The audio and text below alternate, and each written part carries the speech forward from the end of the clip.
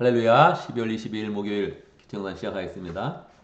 오늘 말씀 골로새서 1장 1절에서 16절입니다.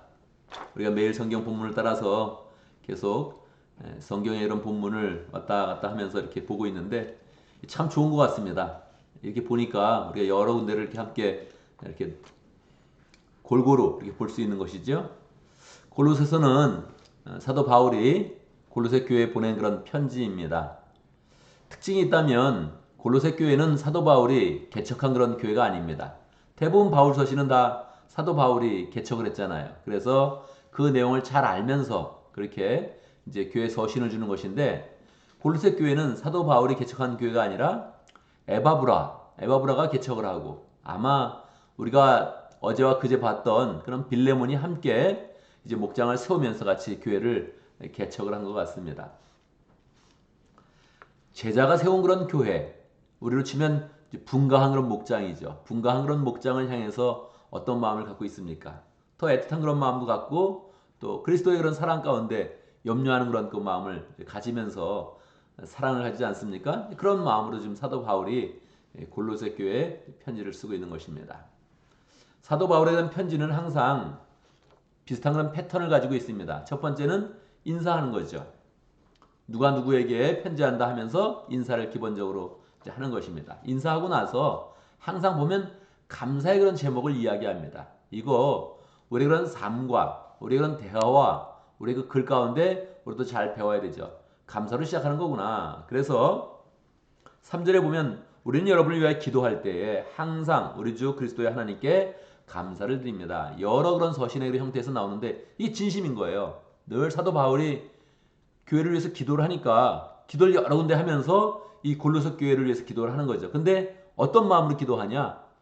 이 분거한 그런 그 목장 축복하듯이 이렇게 교회가 잘 세워진 제자들이 세운 그런 그 교회를 축복하면서 기도하면서 감사한 거예요. 그래서 우리 이런 그 마음 가운데 늘 감사를 가지고 감사의 제목을 나누고 풍성하게 하나님의 은혜를 나누는 그런 삶을 살겠다 마음 먹으면 좋죠. 감사하고 나서 어떤 감사를 하느냐? 4절, 5절, 6절 보면 재밌게도 믿음, 사랑, 소망으로 감사를 합니다. 그냥 이거 감사해. 아, 이거 잘 돼서 감사해. 이렇게 하지 않고 그것은 그리스도를 믿는 여러분의 믿음과 모든 성도의 품은 여러분의 사랑을 우리가 전해드렸기 때문입니다. 하면서 믿음에 대해서, 사랑에 대해서, 소망에 대해서 그들이 얼마나 소망을 잘 붙들고 살아가고 있는지 그런 부분을 자랑하고 있는 것입니다. 소망이 무엇입니까? 그들이 붙잡은 그런 소망은 복음입니다. 6절이죠. 6절. 이 복음은 온 세상에 전해진 것과 같이 여러분에게도 전해졌고 어떻게 전해졌습니까? 본인 제자를 통해서 에바브라를 통해서 그렇게 복음이 전해졌다는 거예요. 복음이 전해져서 여러분이 소망 가운데 살고 있는데 너무너무 감사합니다. 그렇게 이야기하고 있죠. 그리고 이제 그들을 향한 그런 소망을 그들을 향한 그런 소원과 소망을 이제 함께 나눈 것입니다. 9절부터 나누고 있죠. 우리가 이제 골로새서를 볼 때 이 골로새서의 핵심이 무엇이냐 이걸 이제 잘 이렇게 알고 보면 더 좋습니다. 바로 그 앞에 에베소, 빌립보, 골로새 이 세 가지가 다 옥중서신이라 그러는데 그 앞에 에베소서는 교회론에 집중되어 있어요. 이 교회를 정말 풍성하게 하나님의 그런 계시로서 교회의 그런 위치와 의미를 이제 풀어주고 있습니다. 그에 반해서 이 골로새서는 기독론에 집중되어 있는 거예요. 예수님에 대해서 집중하고 있는 거죠. 사실 우리는 예수님에 대해서 확고한 그런 그 교리를 많이 알고 있습니다. 성경을 다 누적해서 종합해서 우리가 이미 받았기 때문에 예수님에 대해서 잘 알고 있죠. 그런데 이 시대는 예수님이 돌아가신 후로 얼마 되지 않거든요. 이 골로새의 위치가 지금의 터키에 있습니다. 여러분 터키 한번 가봤습니까? 저는 한번 가봤죠. 그것도 뭐 억지로 그냥 마음을 먹어가지고 결단해가지고 터키를 가봤습니다. 이 골로새 지역을 한번 지나가 봤는데 느낌이 뭐 굉장히 묘했어요. 여기 야 사도 바울이 이 지역을 다니면서 복음을 했다니 정말 이렇게 눈물이 날 지경이었습니다. 야 이 황량한 곳에서 그냥 복음 하나 들고 야 가다니 정말 느낌이 이제 묘했죠.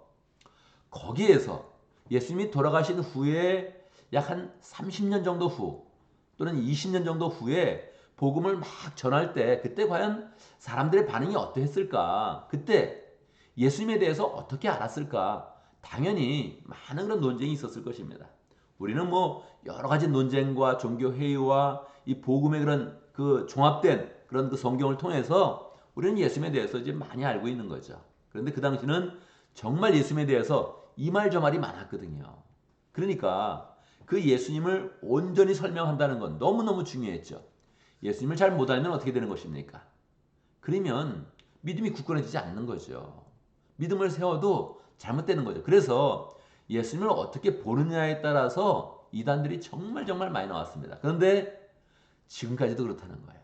지금까지도 예수님을 잘 못하는 거, 그게 이단이라는 거예요.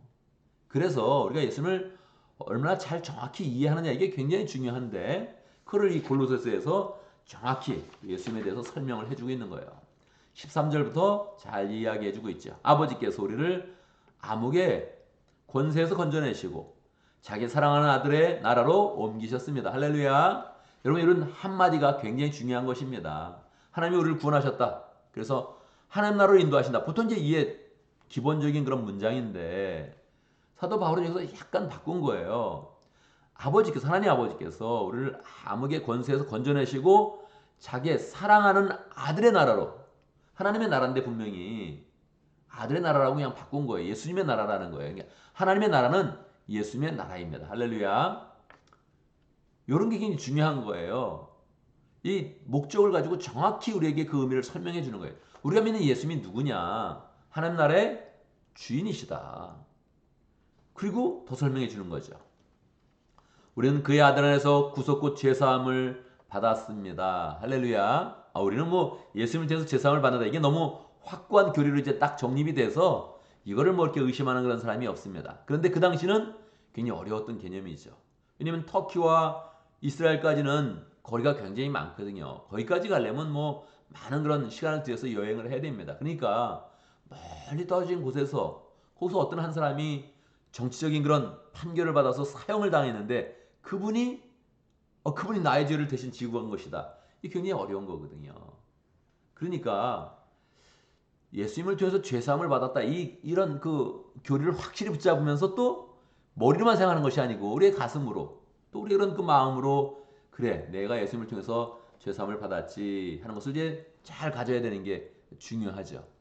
그리고 나서 이제 15절 16절에서 기독론의 그런 핵심, 예수 또한 누구인지를 명확히 밝히시는 것입니다. 여러분은 예수님을 어떻게 알고 있습니까? 어떤 분으로 알고 있습니까? 하나님의 아들로 알고 있죠. 그러니까 어떤 분입니까? 15절 16절 한번 보겠습니다. 그 아들은 보이지 않는 하나님의 형상이시요. 하나님은 보이지 않습니다. 우리가 아마 죽어서 이제 영으로 완적인 영적인 존재가 되었을 때 하나님을 느낄 수 있겠죠. 아마 그때는 볼 수 있을 것입니다. 그런데 우리 눈으로, 우리 육체의 그런 눈으로 하나님이 보이지 않습니다. 하나님이 영적인 존재입니다. 그래서 보이지 않아요. 우리가 눈으로 볼 수가 없단 말이에요. 그러면 눈으로 볼 수 없는 존재를 우리가 어떻게 믿는 겁니까? 예수님을 보면서 믿는다는 거예요. 그 아들은 보이지 않는 하나님의 형상이시오. 하나님은 보이지 않지만 예수님을 볼 때 하나님을 볼 수 있다는 거예요. 그래서 우리는 예수도 알기 원하네, 예수님 보기 원하네, 이런 찬송을 우리가 부르는 거죠. 예수님을 보면 하나님이 보이는 거예요. 예수님을 만지면 하나님을 만지는 거예요. 그는 모든 피조물보다 먼저 나신 분이십니다. 먼저 나셨다는 게 독특한 그런 표현인데 이거는 먼저 나셨다는 게 그걸 강조하는 게 아니라 먼저 있었던 분입니다. 모든 피조물보다 먼저 있었던 분입니다. 어떻게 해요? 영원 전에 하나님으로부터 나셔서, 이 났다는 표현이 굉장히 독특한 표현이죠. 피조물은 만들어진 것인데 예수님은 하나님이 낳으신 분이라는 거예요.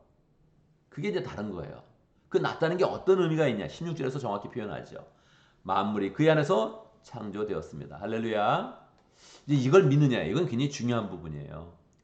우리 한국 사람들은 사람이 하나님의 아들로 되는 걸 굉장히 쉽게 생각해요. 그래서 예수님이 하나님의 아들인 것을 믿느냐 했을 때 믿습니다. 이거 할 때 갈등이 별로 없어요. 구조적으로, 머리 구조적으로 서양 사람들은 굉장히 어려워합니다. 사람이 하나님의 아들이 된다. 이거 굉장히 어려워해요. 우리는 단군 신화 때부터 우리는 뭐 환웅이 내려와가지고 뭐 고마고 해가지고 이렇게 이 되는 그 과정을 쉽게 생각한단 말이에요. 스피리추얼 빙이 땅에 내려와가지고 이게 사람과 연합하는 걸 이렇게 어려워하지 않아요. 우리 선녀와 나무꾼 있지 않습니까? 선녀가 내려왔는데 옷을 감춰가지고 그 선녀와 결혼해. 이게 얼마나 뭐 재미있는 그런 이야기인데 거기에는 스피리추얼 빙이 하늘에 있었던 존재가 땅에 내려와서 연합하는 그런 내용이 나와 있거든요. 그러니까 우리는 우습게 동화 얘기를 많이 들었는데 그런 과정을 통해서 우리 머릿속에 스피리추얼 빙이 땅에 내려온다는 걸 굉장히 쉽게 생각한단 말이에요. 이 서양 사람들은 굉장히 어려워했어요. 이 자체를 너무너무 어려워했어요. 하나님의 아들이었다. 근데 어떤 아들이냐? 만물이 그 안에서 창조되었다. 할렐루야. 예수님이 땅에 내려오셨는데 이 땅에 내려오실 때는 인간의 모습을 갖고 있었지만 그의 원래적 위치는 만물을 창조한 분이라는 거예요. 이 굉장한 거죠. 하늘에 있는 것이나 땅에 있는 것들, 보이지 않는 모든 것들, 왕권이나 주권이나 권력이나 권세나 할 것 없이 모든 것이 그로 말미암아 창조되었다. 세상에 보이는 모든 것, 심지어는 보이지 않는 것까지, 또 현재 있는 그런 왕권, 이 왕권은 당시에 굉장히 강력한 그런 느낌이 있었죠. 사람들은 다 왕 아래 있었고 왕이 핍박도 받는 그런 때였으니까 이 왕권이라는 게 너무너무 강하게 느껴졌단 말이에요. 로마의 권력 절대 무너지지 않는다고 생각했습니다. 로마는 절대 무너지지 않는다고 생각을 했어요. 그러니까 왕권이나 주권이나 권력이나 권세나 할 것 없이 이건 분명히 예수님께 속한 건 아니었거든요. 사람들 생각에. 그런데 사도 바울은 하나님의 영감 속에서 명확하게 선포하는 겁니다. 이게 다 원래 예수님께 속한 것이다. 그런데 그로 말미암아 창조되었다는 것이 아니라 더 중요한 것은 그를 위하여 창조되었다. 여러분, 세상은 예수님으로부터 창조가 되었고 예수님을 위하여 창조되었다는 거예요. 이게 굉장히 중요한 그런 개념입니다. 골로새서는 예수님에 대한 정확한 그런 것을 설명해 주는 거예요. 왜요? 골로새 지역에 예수님에 대한 그런 믿음이 흔들리고 있으니까. 그래서 자꾸 이단들이 나오고 있으니까 예수님에 대해서 명확히 설명해 주면서 그 믿음을 확정해 주는 것입니다. 뭐 골로새서만 그렇게 하고 있습니까? 그렇지는 않습니다. 요한복음이나 히브리서나 여러 성경들이 다 동일하게 연결되어져 있죠. 똑같은 그런 맥락으로 되어져 있죠. 그런데 우리가 알지 못하는 부분, 조금 더 불분명하게 알고 있는 그런 부분을 명확히 설명해 주면서 예수님을 향한 그런 그 믿음으로 우리의 그런 삶을 인도하고 있는 것입니다. 우리도 오늘 말씀을 보면서 그래, 내가 예수님부터 창조되었지 또 생각을 하고, 또 그리고 내가 예수님을 위하여 창조되었지, 내가 사용하고 있는 모든 그런 만물이 예수님을 통하여 창조되었지, 그리고 이것은 다 예수님을 위하여 창조되었지, 이렇게 마음을 딱 먹으면서 내가 예수님을 위한 그런 삶을 살리라, 이렇게 결심을 하면 좋겠습니다. 오늘도 말씀 가운데 기도 제목을 붙잡습니다. 주님에 대한 분명한 그런 믿음을 잘 가질 수 있도록 그 믿음 가운데서 우리의 그런 믿음 생활이 산소망이 되어지고 저 앞에 열매 맺는 그런 삶이 될 수 있도록 함께 기도합니다. 오늘 목장을 위해서 기도하는데 차영지 목장을 위해서 기도하겠습니다. 차영지 목장의 전종민 목자님 지금 한국에 가 있습니다. 지난주 화요일 날 한국에 갔는데 잘 또 다녀오고 또 늘 목자로서 사명을 굳건히 잘 할 수 있도록 함께 축복하며 기도하고, 정화영 부목자님 위해서 함께 기도합니다. 또 목원들 모일 때 은혜 가운데 잘 모이고 또 풍성하게 교제하도록 축복하며 기도합니다. 또한 차양지 운동의 대표 허천희 목사님 캐나다에 있는데요. 우리 차양지 운동 또 왕성하게 잘 해나가면서 교회 미래를 개척하는 복된 사역 잘 할 수 있도록 함께 축복하며 기도합니다. 오늘 교회에서 기도하는데 생명의 삶 공부가 있습니다. 오후 1시에 있는데 오늘 또 은혜 가운데 잘 모이고 생명을 또 나누고 또 굳건하게 또 목련을 세워지는 복된 시간 잘 되어줄 수 있도록 함께 기도합니다. 제가 기도하고요. 함께 기도하는 시간 갖도록 하겠습니다. 기도합니다. 살아계신 은혜의 하나님을 찬양합니다. 우리를 흑암에서 건져주시고 우리를 하나님의 아들의 나라로, 하나님의 나라로 인도하여 주시니 참으로 감사합니다. 우리가 더 주님을 향한 굳건한 그런 그 믿음을 가져서 주님을 위한 그런 삶이 되어지고 주를 위한 그런 삶이 되어져서 온전히 우리의 그런 삶이 또 하나님의 영광으로 가득하며 하나님의 사랑과 소망으로 굳건해지는 복된 삶을 잘 살아갈 수 있도록 인도하여 주시옵소서. 우리가 크리스찬으로 불림을 받는데 정말 그리스도의 그런 사람으로서 하나님 온전히 주님에 대한 그런 굳건한 믿음을 잘 가질 수 있도록 축복하여 주옵소서. 하나님 아버지, 이 시대 가운데 또 목장을 허락하신 거 감사합니다. 우리의 목장을 통해서 주의 그런 사랑과 은혜와 능력을 풍성히 나눌 수 있도록 인도하여 주옵소서.